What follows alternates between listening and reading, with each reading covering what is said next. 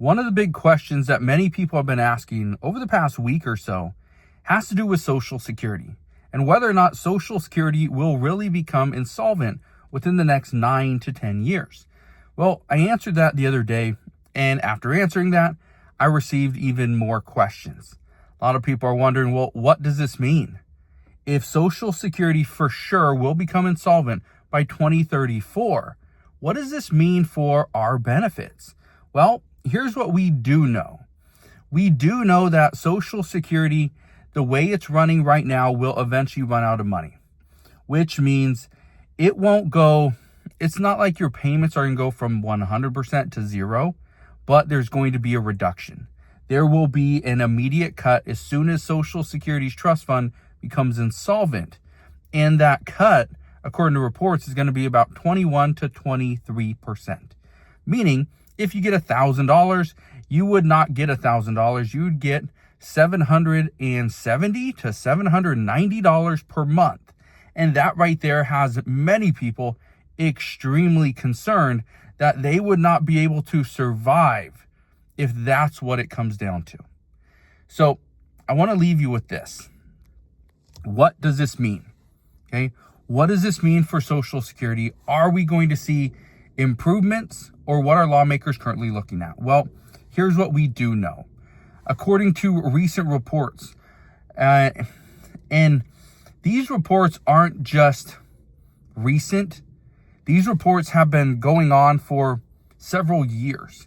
And what we've learned over the past several years, which it just continues to be reaffirmed, is that Social Security can't just see a reduction in expenses, and it can't just see an increase in revenue. It would need both.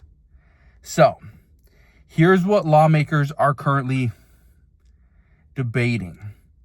How big of an increase or how much can they increase taxes by? So increase the tax revenue. And the way that they would do that is by increasing the Social Security tax cap. So instead of what this year, it's like $176,000 or something like that. What if they just increase that to like $400,000 or $1 million? That's currently on the table. They're also discussing raising the Social Security tax rate. And so for many people who currently have are collecting benefits, your Social Security tax rate based off what you paid in, that wouldn't change. So that's not going to impact you if you're currently not working. Only people that are working are going to feel the impact. And so that's one of the big changes. And then the other one, and this one's interesting, because President Trump came out multiple times and said he is not going to cut Social Security.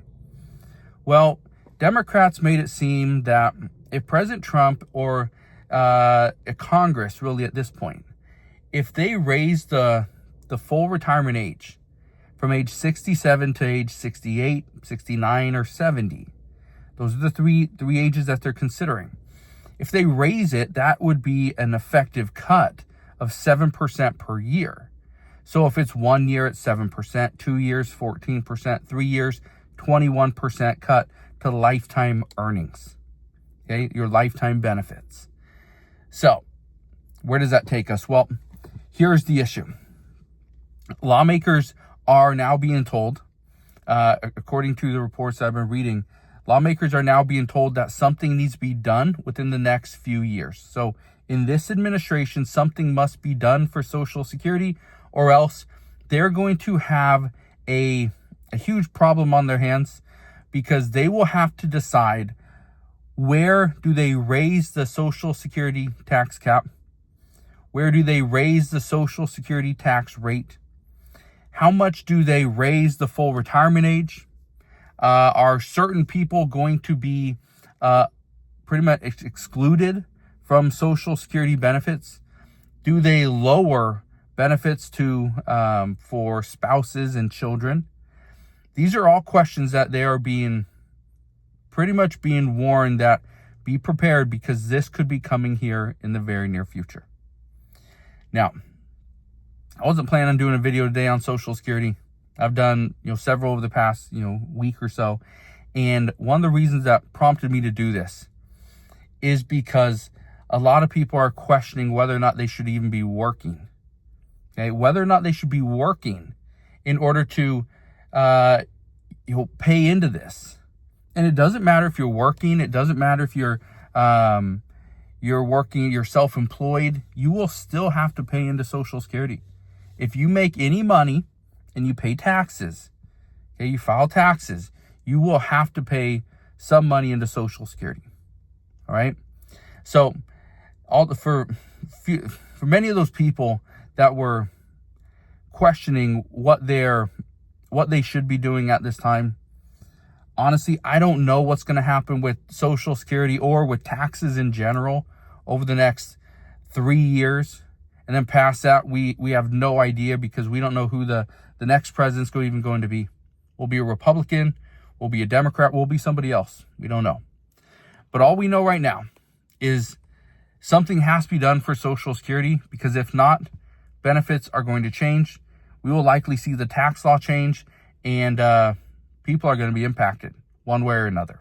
So I'll leave you with that. But if you have any questions regarding Social Security or concerns, please ask your questions and leave your concerns down in the comment section below. But again, thank you guys for watching. Consider subscribing, and I'll see you guys on the next one.